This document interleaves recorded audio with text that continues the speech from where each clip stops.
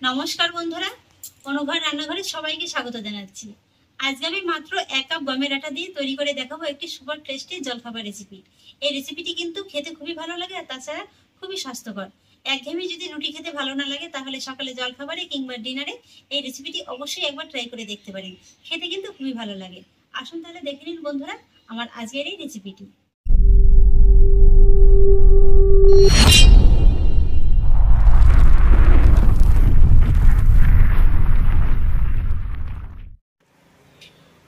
বন্ধুরা, আজকের এই রেসিপিটির জন্য শুরুতেই আমি একটি বড় জায়গা নিয়ে নিয়েছি, আর জায়গার ভিতরে নিয়ে নিচ্ছি এই 1 বাটির মতো গমের আটা। আপনারা আপনাদের সুবিধা অনুযায়ী যে কোনো কাপ কিংবা বাটি মেপে কিন্তু আটাটা নিতে পারেন। আর এবার আমি এই আটার ভিতরে আর কিছুই না, জাস্ট দিয়ে দেবো একটু লবণ। লবণটাকে একবার ভালো করে আটার সঙ্গে মিশিয়ে নেব। তারপর এই আটার ভিতরে অল্প অল্প করে নরমাল জল দিয়ে আমি আটাটিকে খুব ভালো করে মেখে নেব। তবে সাধারণত আমরা রুটি বানানোর জন্য যেরকম ডোটা মেখে থাকি, তার থেকে কিন্তু একটু শক্ত করে মেখে নিতে হবে। আটাটিকে আমি খুব ভালো করে মেখে নিয়েছি, আর দেখুন বন্ধুরা, ঠিক এরকমই কিন্তু একটু শক্ত করে মেখে নিতে হবে। তবুও আমি আপনাদের দেখিয়ে দিচ্ছি আরো ভালোভাবে। এই যে দেখুন, টান দেওয়ার পরে কিন্তু খুব সহজেই দেখুন হাতে ছিঁড়ে আসছে। এই যে দেখুন, এরকম করেই কিন্তু খুব ভালো করে একটু ঠেসে ঠেসে মেখে নিতে হবে। আর এবার এই আটার ডোয়ের উপরে আমি লাগিয়ে দেবো এই 1/2 চা চামচের মতো সাদা তেল। এতে করে ডোটা কিন্তু খুব সুন্দর একদম মসৃণ হবে। তেলটাকে একবার ভালো করে লাগিয়ে নেব। আর তেলটা লাগিয়ে নেওয়ার পরে কিন্তু রেস্টে রাখার কোনো প্রয়োজন নেই, সঙ্গে সঙ্গে এইভাবে একবার ভালো করে মেখে নিলেই হয়ে যাবে। তেল দিয়ে একবার ভালো করে মেখে নেওয়ার পরে এবার আমি ডো থেকে ছোট ছোট করে লেচি কেটে নেব।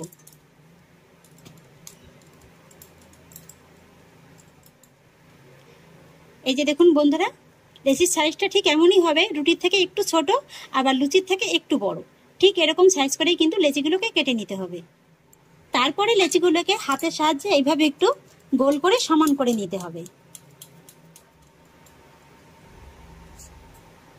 তারপরে একটা লেচি আমি কিচেন টেবিলে করে নিয়ে নিলাম, আর লেচির উপর থেকে ছড়িয়ে দেব কিছুটা আটা। তারপরে এই লেচিটাকে বেলে নেব। তবে রুটির মতো কিন্তু অতটা ঠিক মোটা করে বেলবো না, তার থেকে একটু পাতলা করে বেলে নিতে হবে।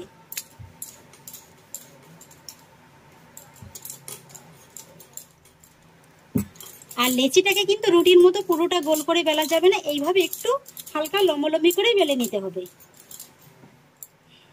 এই যে আমি লেচিটাকে বেলে নিয়েছি, আর দেখুন ঠিক এরকমই কিন্তু একটু পাতলা করে বেলে নিতে হবে। আর এবার আমি এই বেলে নেওয়া রুটির উপর থেকে দিয়ে দেবো সামান্য একটু আটা। এই আটাটা দেওয়ার কারণ আমি আপনাদের পরে বলে দেব। আটাটাকে একবার রুটির গায়ে ভালো করে লাগিয়ে নেব। আর তারপরে দেখুন আমি এখানে নিয়েছি এরকম একটি পেন। এই ধরনের পেন কিন্তু প্রায় প্রত্যেকের বাড়িতেই থাকে। এবার আমি পেনটা দিয়ে কিন্তু এই ডিজাইনটা তুলে নেব। পেনটা ধরে এরকম রুটির শেষ প্রান্ত দিয়ে ধরে নিতে হবে। আর খেয়াল রাখবেন পেনের মাথাটা যেন একটু বাড়ানো থাকে, তাহলে কি হবে, এটা যখন তৈরি করা হবে পেনটাকে টেনে বের করতে সুবিধা হবে। তারপরে এই যে শেষ মাথাটা ধরে পেনের উপরে এইভাবে একটু লাগিয়ে নিতে হবে। তারপরে এইভাবে আলতো হাতে পেনটাকে শুধু ঘুরিয়ে নিলেই হয়ে যাবে।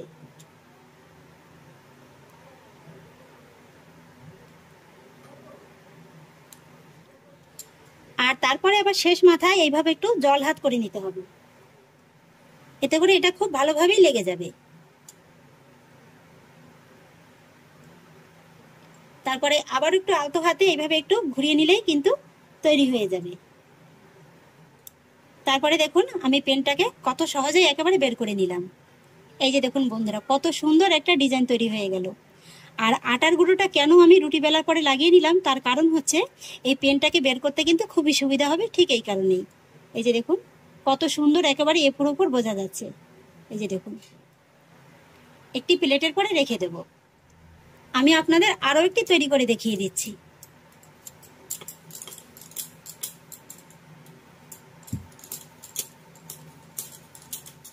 বেলে একই রকম ভাবে আটার গুঁড়োটা ছড়িয়ে পেনটাকে দিয়ে আমি এটাকে তৈরি করে নেব।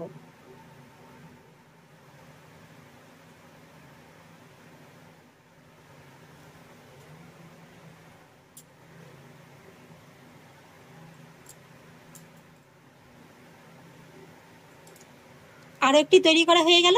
আর এইভাবেই আমি সবকটি তৈরি করে তারপর আপনাদের দেখিয়ে দিচ্ছি। এই যে বন্ধুরা আমি এক এক করে সবগুলো তৈরি করে নিয়েছি, আর দেখতে দেখুন বন্ধুরা এখনই কত সুন্দর লাগছে। এবার এগুলোকে সব সেদ্ধ করে নেওয়ার জন্য আমি কড়াইতে বসিয়ে দিয়েছি পর্যাপ্ত পরিমাণে জল। এবার জলের ভিতর দিয়ে দেবো এই 1 চা চামচের মতো সাদা তেল। এইভাবে যদি একটু সাদা তেলটা দেওয়া হয় তাহলে কিন্তু এগুলো আর একটার গায়ে একটা লেগে যাওয়ার কোনো ভয় থাকবে না।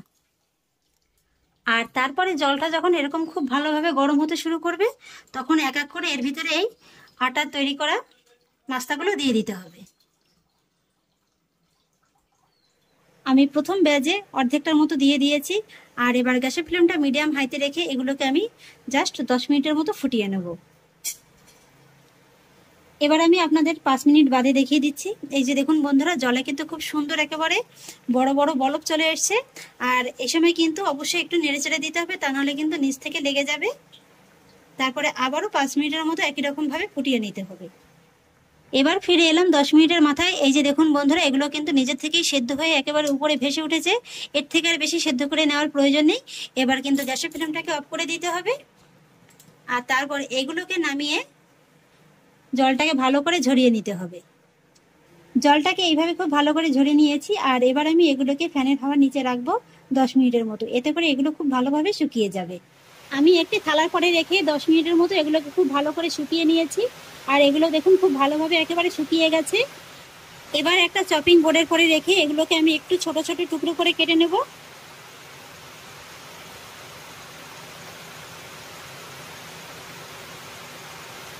আপনারা চাইলে এর থেকে একটু বড় করেও কেটে নিতে পারেন, আবার এর থেকে একটু ছোট করেও কেটে নিতে পারেন।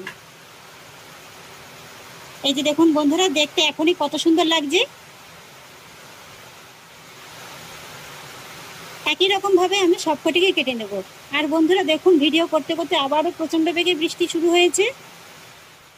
সবগুলোকে কেটে নেওয়ার পরে এবার আমি গ্যাসের পর একটি ফ্রাই প্যান বসিয়ে দিয়েছি, আর প্যানে দিয়ে দেবো 3 টেবিল চামচ সাদা তেল। তেলটা গরম হয়ে গেলে দিয়ে দেবো 1/2 চা চামচ গোটা জিরে। জিরেটা যখন এরকম হালকা একটু ভাজা ভাজা হয়ে যাবে তখন এর ভিতরে অ্যাড করতে হবে রসুনের কুচি। এখানে আমি 8-10 কোয়া মতো রসুন এইভাবে একটু কুচিয়ে নিয়েছি।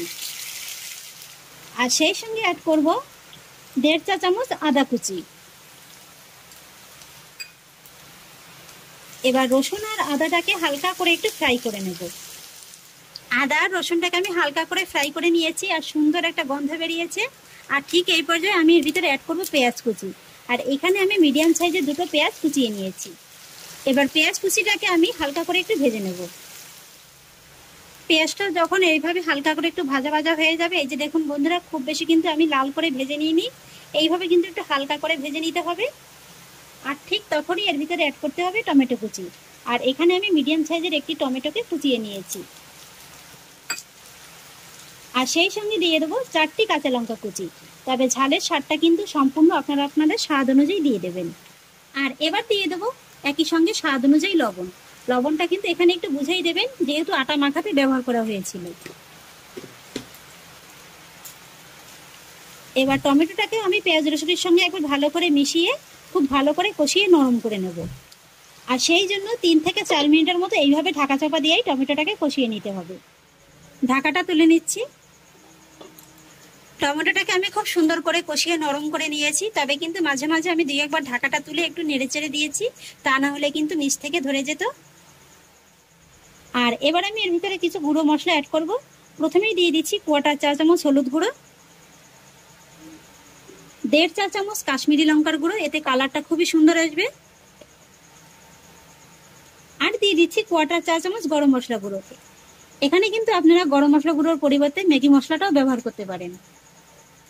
আর সেই সঙ্গে দিয়ে দেবো 4 টেবিল চামচ টমেটো কেচাপ।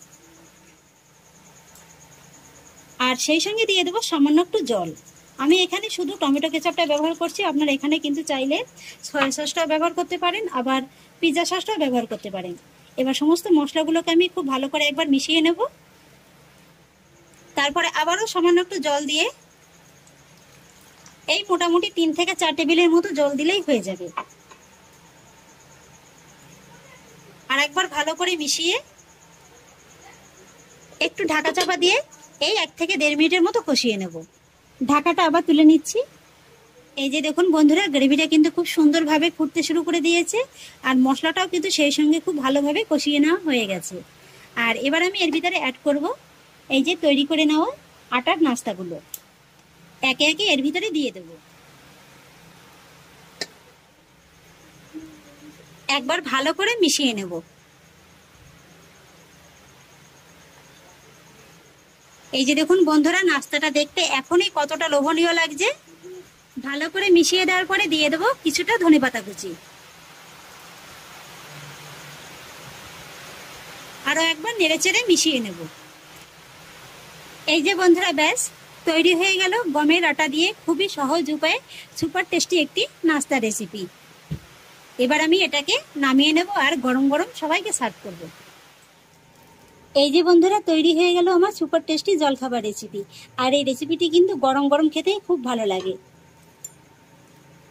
এই যে দেখুন, এগুলো একেবারে কতটা সফট হয়েছে, আর ভিতরটা দেখুন একেবারে এপর ওপর কিন্তু খুব সুন্দরভাবে বোঝা যাচ্ছে।